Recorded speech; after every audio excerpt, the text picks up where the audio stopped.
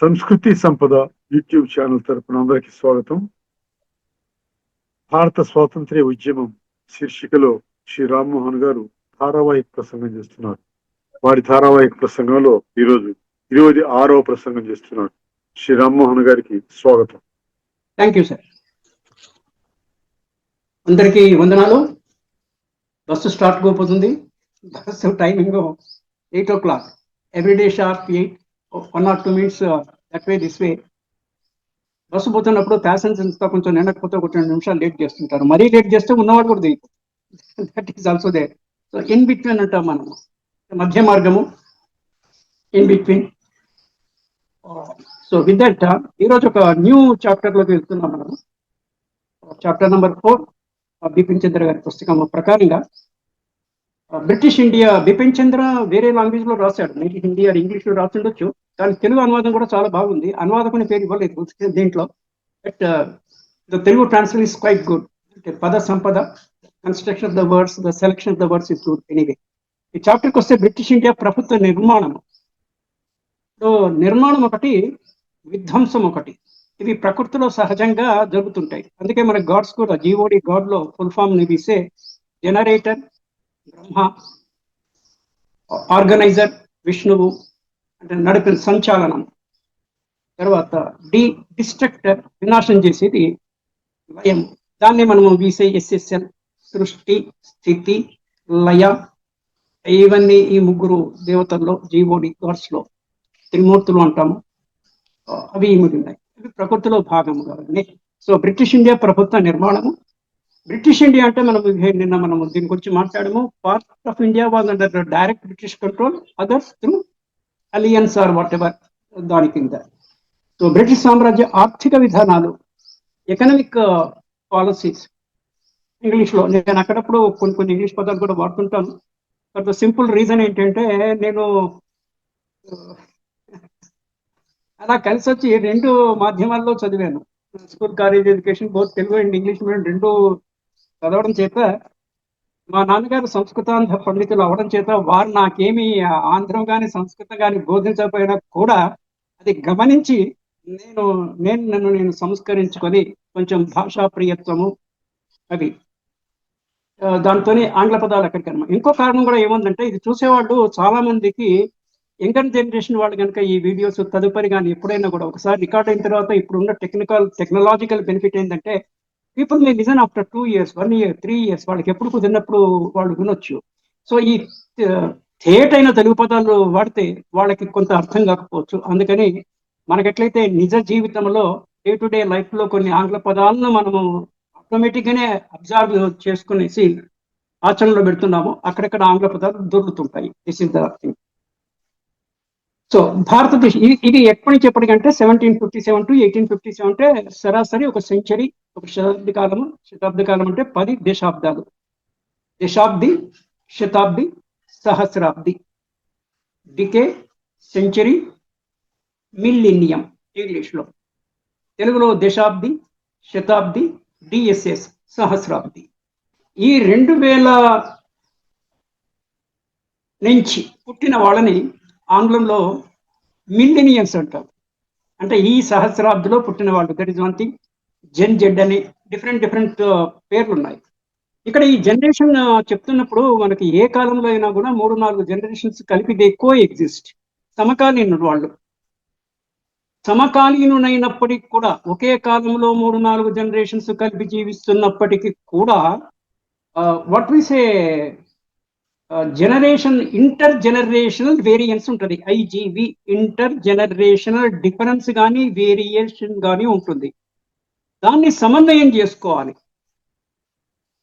సమయం చేసుకుంటే ఆ పరంపర అనేది ముత్తాత నుంచి తాతకి, తాత నుంచి తండ్రికి, తండ్రి నుంచి నాకు, నా నుంచి నా పిల్లలకి, నా పిల్లల నుంచి నా మనవలకి, నా జీవిత కాలము నేను పైకి కిందికి ఆమె కండ్యూయిట్, ఒక మధ్యవర్తిని, ఒక పాజిటివ్ మధ్యవర్తిని పరంపరని కొనసాగించడానికి. ఇది కూడా మనం అందరికీ ఇవన్నీ చాలా విషయాలు మనకి తెలిసినవి. తెలియని వాళ్ళకి తెలియకపోవచ్చు, తెలిసిన వాళ్ళు చాలా మంది ఉంటారు, కానీ తెలిసిన వాళ్ళలో అందరికీ స్ఫురణ మీద ఉండకపోవచ్చు. అంటే మనం చిత్తంలో ఎప్పటికే నాట్యం ఆడాలి. They should be dancing on hour four head, ఏవి తెలిసిన విషయాలు, so that we can any time draw them, దాన్ని తీసుకొచ్చి దాన్ని we can implement it. So I will just read the important points. భారతదేశంలో సువిశాల సామ్రాజ్యాన్ని సంపాదించిన తూర్పు ఇండియా కంపెనీ, తూర్పు టిఐసి టిక్, తూర్పు ఇండియా కంపెనీ టిఐసి. నేను ఇంగ్లీష్లో ఆల్ఫాబెట్స్ ఉంటాయి కానీ పదాలు తెలుగులో ఉంటాయి. ఇది నా నా నా యొక్క ప్రయోగం. దాన్ని అదుపు చేయడానికి, పరిపాలన నిర్వహించడానికి పనికొచ్చే ప్రభుత్వ పద్ధతుల్ని రూపొందించుకోవాల్సి వచ్చింది. అంటే పోగు చేయడం ఒకటి. కామర్స్ స్టూడెంట్స్ ఎవరన్నా వింటుంటే దీన్ని, మనకి జర్నల్ లెడ్జర్ అనేసి రెండు, జర్నల్ లెడ్జర్. లెడ్జర్ అంటే వర్గీకరణ ప్రకారంగా క్లాసిఫికేషన్ అంటాం.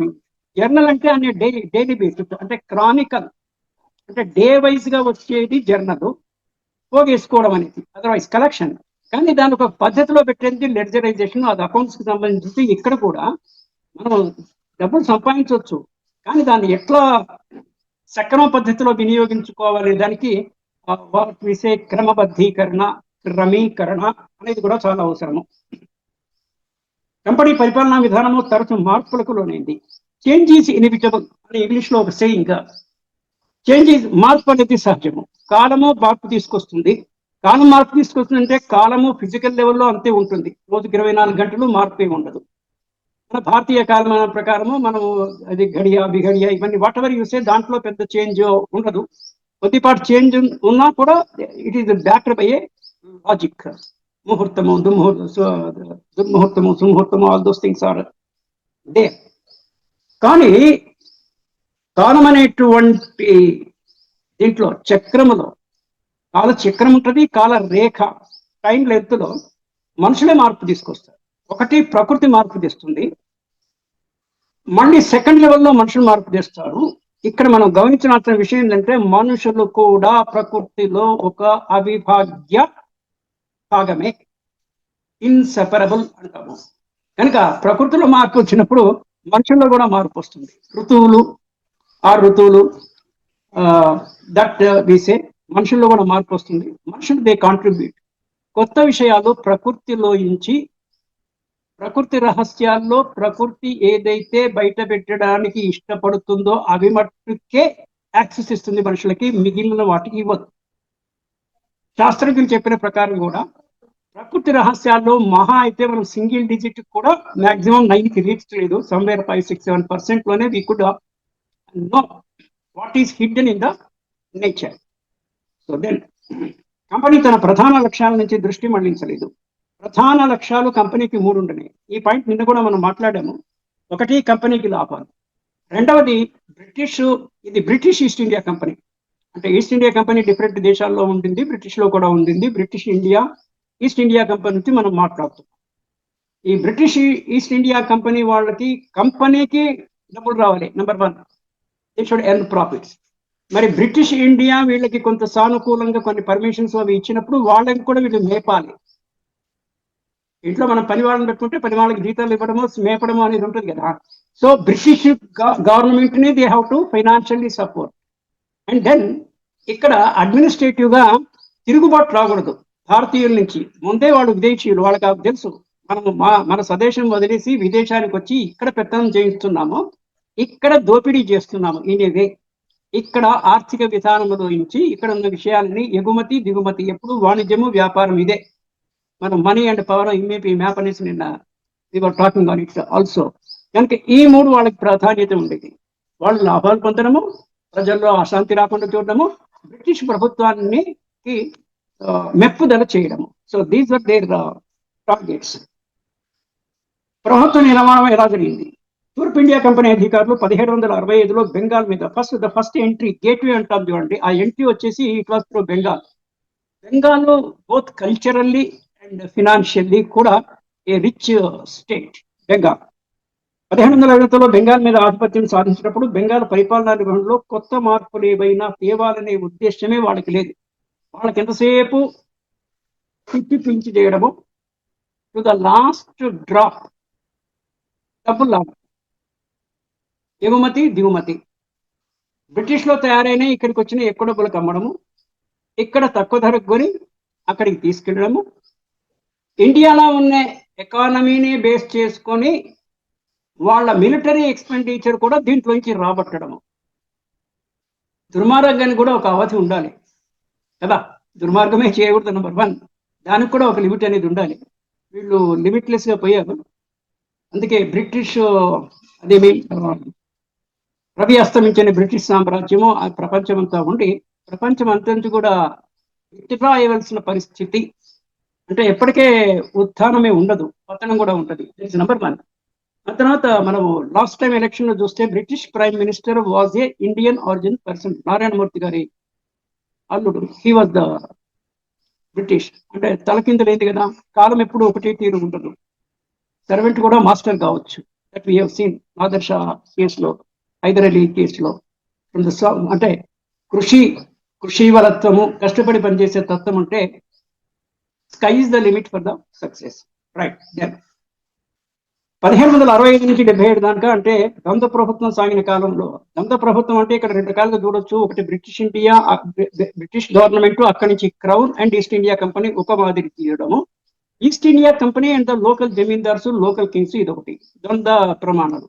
ఇక్కడ వీళ్ళు నవాబులను వాళ్ళని పెట్టుకొని వాళ్ళని ముందరికి ఫ్రంట్ హెడ్ కింద వాళ్ళని పెట్టుకొని వెనక నుంచి వీళ్ళు పెత్తనం చేసేవాళ్ళు. మళ్ళీ వీళ్ళకు పైనుంచి బ్రిటిష్ పార్లమెంట్ నుంచి అక్కడి నుంచి ఇన్స్ట్రక్షన్స్. This was going. అంటే ఇది ఒక రకంగా ద్వంద్వాన్ని ఇక్కడ వాడినప్పుడు కూడా 3 లేయర్ 3 లేయర్ ప్రభుత్వాలు ఇట్ వాజ్ గోయింగ్ ఆన్. కొన్ని చోట్ల కొన్ని చోట్ల 2 లేయర్స్ అండ్ 3 లేయర్స్. బ్రిటిష్ అధికారులు వాళ్ళ మీద పూర్తి అజమాయిషీ చెలాయించారు. అంటే భారతదేశపు అధికారులకి బాధ్యత తప్ప అధికారం లేదు. Duties and powers and responsibilities, ఇది చాలా ఇంపార్టెంట్ పదాలు. డిపిఆర్ అంటాము. డ్యూటీస్ అంటే విధులు, పవర్స్ నాకేం పవర్ ఉందండి, డిజిగ్నేటెడ్ పవర్. మూడవది రెస్పాన్సిబిలిటీస్. నేను కలిపి డిపిఆర్ అంటున్నాను.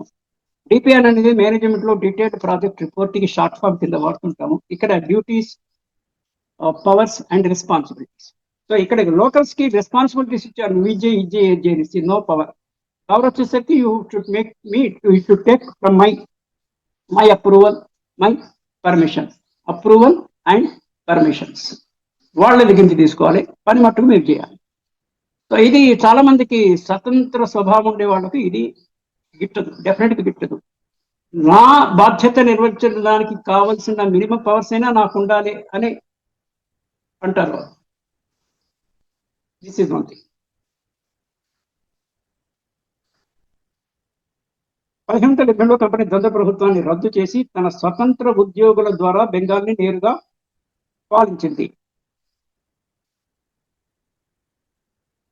కంపెనీ ద్వంద్వ ప్రభుత్వాన్ని చేసి అంటే లోకల్ వాళ్ళని తీసేసి వాళ్ళని పెట్టుకున్నారు. అయితే 100% వాణిజ్య సంస్థ దేశ పరిపాలన చేస్తే ఆ పద్ధతిలో అంతర్నిహితంగా అంటే హిడెన్ లో ఉండే చెడుగులేవో సప్పున బయటపడ్డావి. అంటే trading organisation cannot run the administration. అక్కడ ఇది చెప్పడం point what we have to case. చెడుగుళ్ళు పదప్రయోగం చూడండి, అంటే బ్యాడ్ థింగ్స్ అనేది చెడు, ప్లూరల్లో చెడుగుళ్ళు. ఆనాడు తూర్పు ఇండియా కంపెనీ తూర్పు దేశాలతో వర్తకం చేసుకోవడానికి రూపెట్టిన ఒక వాణిజ్య సంస్థ ఈస్ట్ ఇండియా కంపెనీ. పైగా ఆ సంస్థపై అధికారులు వేల మైళ్ళ దూరంలో ఇంగ్లాండ్ లో కూర్చున్నారు. కంపెనీ డైరెక్టర్ సిఓడి అనేసి కంపెనీ ఆఫ్ డైరెక్టర్స్, ఆ తర్వాత బోర్డ్ ఆఫ్ డైరెక్టర్స్. వీళ్ళది అంటే east India company head office is also in London ఉంది. అక్కడి నుంచే వీళ్ళకి ఇక్కడంతా వీళ్ళు లోకల్ ప్రతినిధులు, వాళ్ళు అపాయింట్ చేసిన ప్రతినిధులే ఇక్కడ ఇంగ్లాండ్ లో కూర్చున్నారు. అయినా అది కోట్లాది ప్రజల మీద రాజకీయ ఆధిపత్యం చెలాయించడానికి వచ్చింది. రాజకీయ ఆధిపత్యము, పొలిటికల్ డామినెన్స్. పొలిటిక్స్ అంటే administration is included, political and administrative dominance. ఈ క్రమవిరుద్ధమైన పద్ధతి అంటే వ్యాపారానికి అధికారానికి కుదరదు. అందుకే ఈవెన్ ఇప్పుడున్న పరిస్థితుల్లో కూడా పెద్ద పెద్ద బిజినెస్ టైకూన్స్ అంటాము, పెద్ద పెద్ద బిజినెస్ ఉన్న వాళ్ళు డైరెక్ట్ గా వాళ్ళు పాలిటిక్స్ లో ఎంటర్ కారు. వాళ్ళు ఏమన్నా ఉంటే లోపాయకారంగా వాళ్ళ పనులు వాళ్ళతోని చేయించుకుంటారు తప్ప, అంటే ఉభయతారకం వీళ్ళు డబ్బులు సపోర్ట్ చేస్తారు వాళ్ళకి అవసరమైనప్పుడు, వాళ్ళు వీళ్ళకి పర్మిషన్స్ వగైరా అటువంటివి వాళ్ళు చేస్తారు. కానీ వీళ్ళు డైరెక్ట్ గా దేర్ ఎంటర్ ఇంటూ దట్. కానీ ఈస్ట్ ఇండియా వాళ్ళు ఆ పని చేశారు. అంటే ట్రేడ్ ఒకవైపు, అడ్మినిస్ట్రేషన్ ఒకవైపు, రెండు ఒక్క వరలో రెండు కత్తులు ఇమడవు అన్నట్టుగా they could not be successful ultimate గా. అది సంపాదించిన భూభారతికి బ్రిటిష్ ప్రభుత్వంతో ఎలాంటి సంబంధం ఉండాలి? ఎక్కడో సుదూర భారతదేశంలో రాసిపోసిన అసంఖ్యాక అధికార సైనిక బాహుళ్యాన్ని బ్రిటన్లోని కంపెనీ అధికారులు కంట్రోల్ చేసేది ఎలాగో. లాజిస్టిక్, ఈ పదం నిన్న మొన్న వాడే మనము, transport and logistics that problem. Bengal, Madras, Bombay, ఈ మూడే అప్పట్లో ప్రెసిడెన్సీ టౌన్స్ అని పేరు. ఈ మూడిట్లో కూడా ఓడరేవులు ఉన్నాయి. అప్పట్లో విమానయానం ఇంకా స్టార్ట్ కాలేదు కాబట్టి, సో వేరే దేశాలకు పోవాలంటే ఓన్లీ సముద్ర మార్గము, నైబరింగ్ కంట్రీస్ అయితే నూతన మార్గము, అదర్వైజ్ సముద్ర మార్గము. So these three cities, towns were very important. They were called presidency towns those days. దూరంగా విస్తరించిన భూభాగాలన్నిటికీ కలిపి ఒకే ఒక కంట్రోల్ కేంద్రాన్ని సమకూర్చడం ఎలాగో అనేసి వాళ్ళే చికిత్సలో పడ్డారు. ఈ ప్రశ్నల్లో మొట్టమొదటి మహా ఒత్తిడి పెట్టే అతి ముఖ్యమైన ప్రశ్న, అదేగాక ఈ సమస్య బ్రిటన్లోని పార్టీ పార్లమెంటరీ ప్రతిస్పర్ధలో, పార్టీ పొలిటికల్ పార్టీ గెలిచిన పార్టీ పార్లమెంటరీ సిస్టమ్ అనేది ప్రపంచవ్యాప్తంగా ప్రతి దేశంలో కూడా, మనకు కూడా పార్లమెంట్ ఉంది. ఇప్పుడు దాన్ని కూడా వాట్ వి సే డీలిమిటేషన్, అంటే number of parliamentary constitutions, assembly constitutions పెంచాలి అనేసి. దక్షిణాది వాళ్ళకి మాదిదో అన్యాయం జరుగుతుంది. అంటే ప్రకృతిలో కానీ మనుషుల్లో ప్రత్యేకంగా ఏంటంటే, ఎవడు ఏదన్నా అంటే వీడు ఇంకోవాడు ఒప్పుకోడు, అది మంచిదేనో ఒప్పుకోడు. ఇదొక రకమైనటువంటి విచిత్ర మనస్తత్వం. రేరుగా ఒప్పుకుంటారు. అదర్వైజ్ అంటే ముందు నన్ను కన్సల్ట్ చేసి నా ఒప్పుదలు తీసుకున్న తర్వాతనే నువ్వు ప్రవేశపెట్టాలి, నన్ను అడగకుండా హౌ డు యు అనౌన్స్ అనేది. అంటే ఇది ఒక రకమైనటువంటి ఒక లైటర్ లెవెల్ అహంకారం. యూ కన్సల్ట్ మీ. ఇప్పుడు యూనియన్స్, నేను I was also union member at small level బ్యాంకుల్లో. అంటే ఆల్ ఇండియా లెవెల్లో కూడా బ్యాంకు వాళ్ళు యూనియన్ వాళ్ళకు చెప్పకుండా ఉద్యోగులకు ఏదైనా బెనిఫిట్ ఇస్తే యూనియన్ వాళ్ళకి సహించదు.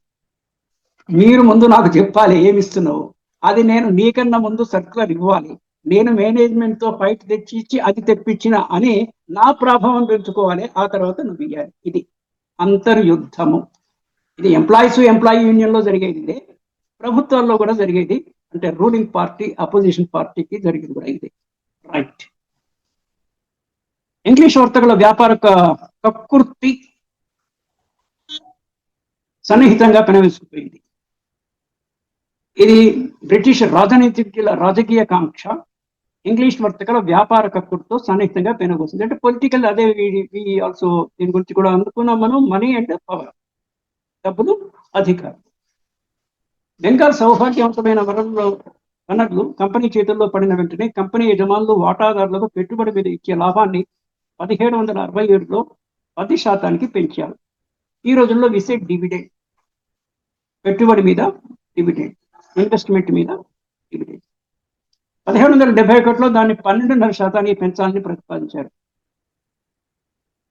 కంపెనీ మీద పనిచేసే ఇంగ్లీష్ ఉద్యోగులు అక్రమ వ్యాపారం ద్వారాను. ఇది అంటే నక్షలు ఏమైందంటే, ఇక్కడ బ్రిటిష్ ఇండియా కంపెనీ వాళ్ళు ఇండియాలో చాలా సంపాదిస్తున్నారు, మనకేమీ రావటలేదు అనేసి బ్రిటిష్ లో కొంతమంది అక్కడ ఉండే లోకల్ సంపన్న వర్గాలు కానీ పారిశ్రామికవేత్తలు కార్మికులు చూసి,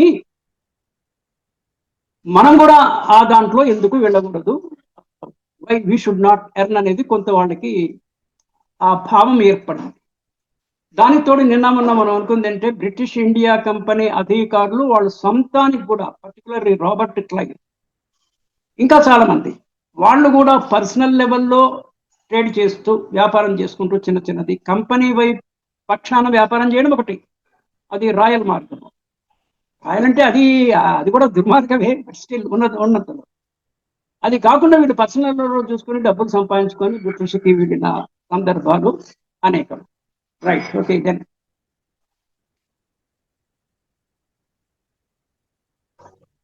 బెంగాల్లో కంపెనీ పరిపాలన దిగబట్టాయి.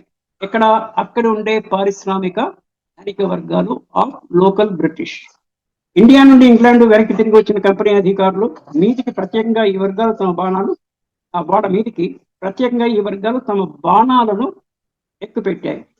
ఈ అధికారులను నవాబు అని ఎద్దేవా చేశారు. అంటే ఇండియాలో నవాబు అనే పేరుంది కదా, వాళ్ళని కూడా బ్రిటిష్ ఇక్కడికి వచ్చి పేరులో నవాబు అనేసి వాళ్ళు ఎద్దేవా.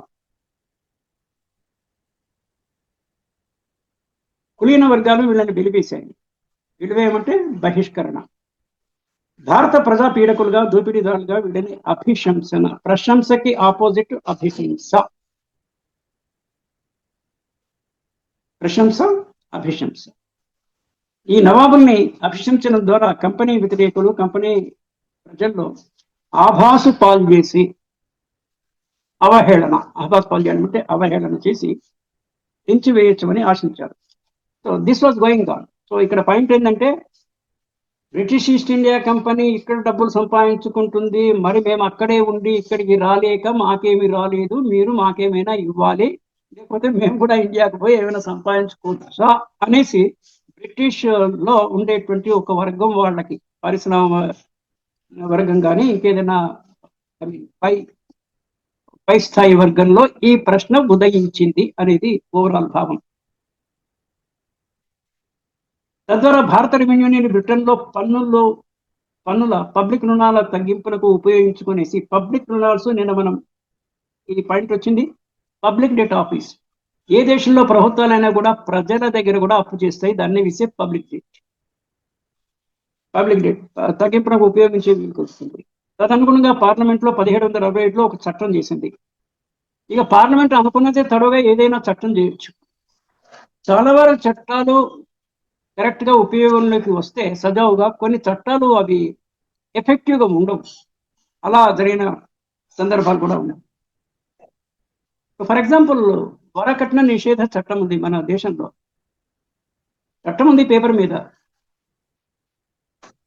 అది ఏమన్నా పాటిస్తారా? అది సామాజిక విషయం కదా. ప్రాక్టీస్ ని లా ఎప్పుడూ డామినేట్ చేయలేదు. అంటే సమాజంలో ఏదైతే అంటే దుర్నీతి అయినా కూడా అది ప్రబలంగా ప్రబలి ఉన్నప్పుడు లా లిమిటెడ్ గా ఉంటుంది, కానీ సమాజంలో దాని యొక్క అవలంబన అన్లిమిటెడ్ గా ఉంటుంది, ఎక్కువ స్థాయిలో ఉంటుంది. అందుకే బ్యాంకింగ్ సంబంధించి అది అన్ని చోట్ల కూడా వర్తిస్తుంది. Law and practice of banking అంటారు. లా ఒకటి చెప్తుంది కరెక్టే, లా పాటిస్తే కదా, నేను పాటించేదే నువ్వు లా కింద చేసుకో. రివర్స్, సమాజంలో ఏదైతే అధిక శాతం మనుషులు పాటిస్తున్నారో అది చెడ్డదైనప్పటికీ యూ మేక్ ఇట్ లా. లా చేయకపోయినా కూడా లా విల్ నాట్ బి, దానికి అగైనెస్ట్ గా ఉండే లా అది ఎన్ఫోర్స్ కాదు. ఫర్ ఎగ్జాంపుల్, చిన్న ఉదాహరణకి, it should not be controversial. భూతదయ్యం ఉండాలి, జీవహింస. నాన్ వెజిటేరియన్ తింటారు, నాన్ వెజిటేరియన్ తినకూడదని లా చేస్తే లా చెల్లుతుందా? చెల్లదు. ఎందుకంటే అధిక సంఖ్యాకులు నాన్ వెజిటేరియన్ కనుక అది మంచిది అయినా కాదా అనేది వేరే విషయము. అంటే ప్రకృతిలోనో పెద్ద జీవి చిన్న జీవిని హింసించడమే ఉంది. మనుషుల్లో కూడా ఒక స్థాయి, హెచ్చు స్థాయి ఉన్నవాడు కింది వాడిని హింసిస్తుంటాడు. అంటే స్వజాతి మనిషే మనిషిని హింసిస్తున్నప్పుడు ఇంకా మనిషిని జీవిని హింసించడంలో, తినడంలో ఆశ్చర్యమే ఉంది అనేటువంటి ఒక సైద్ధాంతిక, వేదాంతిక, ఫిలసాఫికల్ బెంట్ ఆఫ్ మైండ్ కూడా మనలో ఉంటే, మనము ఇవన్నీ చూసి మనకి ఏవైతే సహించవో కొంత ఉపశమన దొరుకుతుంది. లేకపోతే మన బ్లడ్ బాయిల్ అయ్యి మనకి మనమే శత్రువు కింద మారే అవకాశం ఉంటుంది. Different thing. ఉద్యోగుల లావాదేవీల్ని కంట్రోల్ చేయాల్సిన అవసరాన్ని ఉద్బోధించారు. మహాశక్తిగా తయారైన కంపెనీ, దండిగా డబ్బు గడించిన కంపెనీ అధికారులు ఇంగ్లీష్ జాతిని, ఇంగ్లీష్ రాజకీయాన్ని చెడు మార్గాన్ని తొక్కిస్తారని వాళ్ళు భయపడ్డారు. అంటే బ్రిటిష్ క్రౌన్, బ్రిటిష్ ప్రభుత్వం మీద వీళ్ళు చేసే దుర్మార్గంతో ప్రపంచవ్యాప్తంగా, అప్పుడు కూడా 19 తర్వాత కాలంలో first world war, second world war ఇవన్నీ వచ్చాయి కదా. మొదటి ప్రపంచ యుద్ధము, రెండవ ప్రపంచ యుద్ధము రెండు కూడా చాలా తక్కువ నుండిలో ఉన్నాయి. Within 10 years of the first world war, second world war జరిగింది 20th century బిగినింగ్ లో. 1914 to 18 ఫస్ట్ వరల్డ్ వార్, తర్వాత అరౌండ్ 1920s లో సెకండ్ వరల్డ్ వార్. అంటే దేశానికి మధ్యలో ఇప్పుడు కూడా అదే జరుగుతూ ఉంది. ఇప్పుడు ఈ tri-party, US, Israel and Iran విషయం. అయితే అప్పటికి ఇప్పటికి తేడా అంటే టూల్స్, వెపన్స్ యూజ్ చేసే దాంట్లో ఇప్పుడు న్యూక్లియర్ వారు, అప్పట్లో కర్రలు, రాళ్ళు, దాని నుంచి ఎదిగి కత్తులు, తర్వాత తుపాకులు, అది పోయి ఇప్పుడు now it's a nuclear power. Power నా దగ్గరే ఉండాలి, ఇంకోళ్ళ దగ్గర ఉండకూడదు. ఇదొక దుర్మార్గం. మీ దగ్గర మట్టుకు ఎవరి దగ్గరగా ఉండకూడదు. అంటే దుర్మార్గమైన అన్వేషణనే ఉండకూడదు. ఈ పాయింట్ కూడా నిన్న మనం మాట్లాడము. సైంటిస్టులు దీన్ని దుర్వినియోగం కోసమని వాళ్ళు అన్వేషించలేదు. ఒక ఛాలెంజ్ కోసం, నేను ఇది నిరూపించగలనా, ఇది సాధించగలనా అనేటువంటి మానవునికి సహజంగా ఉండేటువంటి ఛాలెంజ్ ప్రకారంగా వాళ్ళు చేశారు. దీన్ని వ్యాపారస్తులు దుర్వినియోగం. అమెరికా చేస్తుంది ఏంది, వాళ్ళ main economy only on selling weapons. రెండు ఫైటింగ్ వాళ్ళకి ఇద్దరు కూడా అతనే సప్లై అయ్యారు. ఇది ఇంకా విచిత్రము. అంటే అది కరెక్ట్ గా ఉందో లేదో వేరే సంగతి, కానీ సాధారణంగా జరిగేది అంటే ఇరుపక్షాల వాళ్ళకి కూడా ఒక్కొక్కసారి కన్సల్టెంట్ కూడా, లాయర్స్ కూడా ఎవరి లాయర్ క్లయింట్ వాళ్ళకు ఉంటారు. ఈవినింగ్ మీటింగ్ లో ఈ ఇద్దరు లాయర్స్ కూడా వాళ్ళ గురించి మాట్లాడుకుంటారు. అది అంతర్లీనంగా అది ఉంటుంది. బయటకు చూస్తే ఎవరి లాయర్ వాళ్ళకి. సో ఇవన్నీ లోకంలో ఉండేటువంటి కొన్ని విషయాలు. They go that way. విషయం అంటే నెగిటివ్ ఉన్నదే విషయం అంటాం. పాజిటివ్ కూడా వాడతాము, కానీ ఎక్కువ నెగిటివ్. రైట్. కంపెనీలో పదవి విరమణ చేసిన అధికారులు కానీ పార్లమెంటు దిగువ సభ ఎగువ సభ, మన దగ్గర కూడా లోక్సభ రాజ్యసభ, తమ తాబేదారులకు సీట్లు కొనిపడేశారు. తాబేదారు అంటే a sort of representative, dummy అన్న అర్థంలో. మున్సబ్దారు, సుబేదారు, దారు అంటే ఏదన్నా ఒక ఉంటే, ఏదన్నా కలిగి ఉంటే ఇసే దారు అంటాము. దుకాణం అంటే దుకాణదారు, తావేదారు. ఇండియాలో దోచుకున్న సంపత్తో కంపెనీ అధికారులు బ్రిటిష్ ప్రభుత్వంలో ప్రాబల్యము, పలుకుబడి సంపాదించుకునే ప్రమాదాన్ని ఊహించి అనేక మంది బ్రిటిష్ రాజనీతిజ్ఞులు కలవరపడ్డారు. ఈస్ట్ ఇండియా కంపెనీ వాళ్ళు ఇండియాకి వెళ్ళి డబ్బులు అక్కడ పెత్తనం చేయడం అట్లా పెట్టేసి డబ్బులు సంపాదించుకొని ఆ డబ్బులు రాజకీయ శక్తిగా బ్రిటిష్ లో ఎదుగుతారేమో అనేసి non East India company British లో ఉన్న హెచ్చు వర్గాల వాళ్ళు కలవరపడ్డారు. Ever agitated on this.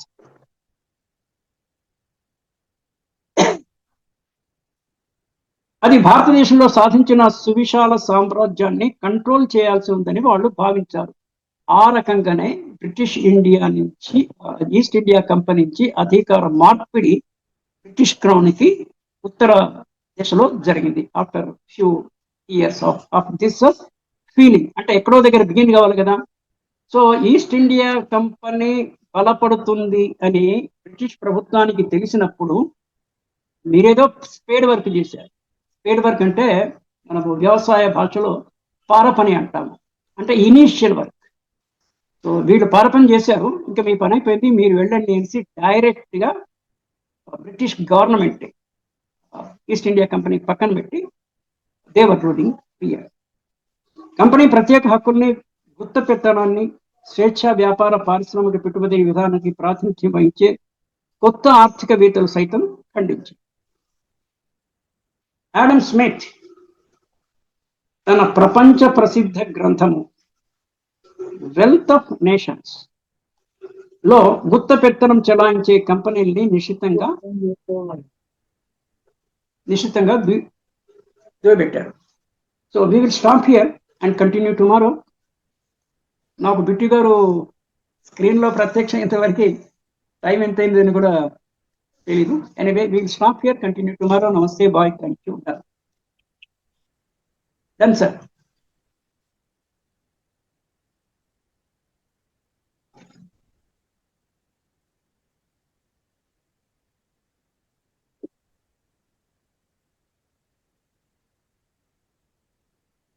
భారత స్వాతంత్ర సంగ్రామ ఉద్యమం ధారావాహిక ప్రసంగం చేసిన శ్రీ రామ్మోహన్ గారికి ధన్యవాదాలు. Thank you sir.